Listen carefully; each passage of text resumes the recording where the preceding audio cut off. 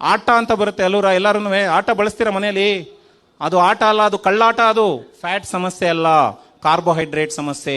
ನಾವು ಡೈಲಿ ತಿಂತಕ್ಕಂತಹ ತಿಂಡಿಗಳ ಸಮಸ್ಯೆ. ಬೆಳಿಗ್ಗೆ ಏನ್ ತಿಂಡಿ ತಿಂದು ಬಂದ್ರಿ ಸರ್? ಏನ್ ತಿಂಡಿ ತಿಂದು ಬಂದ್ರಿ? ಉಪ್ಪಿಟ್ಟು ತಿಂದ್ರು ತಾರ್ ಸಾವು. ಚಿತ್ರಾನ್ನ ತಿಂದ್ರಿ ತಾರ್ ತಾವು.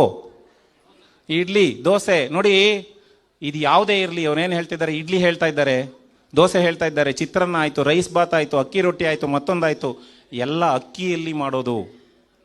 ನಮ್ಮ ಮೇನ್ ಸಮಸ್ಯೆ ಏನಂದ್ರೆ, ನಾವು ಇಡೀ ಆಹಾರನ ಬರೀ 5 ಐಟಮ್ಸ್ ಅಲ್ಲಿ ಮಾಡ್ತಾ ಇದ್ದೀವಿ. ಮೊದಲನೇದು ಅಕ್ಕಿ, ಹೌದಾ? ಎರಡನೇದು ಸಕ್ಕರೆ, ಮೂರನೇದು ಉಪ್ಪು, ನಾಲ್ಕನೇದು ಮೈದಾ, 5ನೇದು ರಿಫೈನ್ಡ್ ಆಯಿಲ್. ರಿಫೈನ್ಡ್ ಆಯಿಲ್ ಅಂದ್ರೆ ಪ್ಯಾಕೆಟ್ ಅಲ್ಲಿ ಬರ್ತದಲ್ಲ. ಈ 5 ಆಹಾರದ ಐಟಮ್ಸ್ ನಲ್ಲೇನೆ 90 ಭಾಗ ನಾವು ಅಡುಗೆ ಮಾಡ್ತಾ ಇದ್ದೀವಿ, ಹೌದಾ? ತಿಂಡಿನೂ ಅದೇ, ಊಟನೂ ಅದೇ, ಅಡುಗೆನೂ ಅದೇ, ಎಲ್ಲದೂ ಅದೇ, ಹೌದ್ರಾ? ಮಾಡಿದ್ರು ಅದೇ, ಹಬ್ಬ ಬಂದ್ರು ಅದೇ, ಮದುವೆ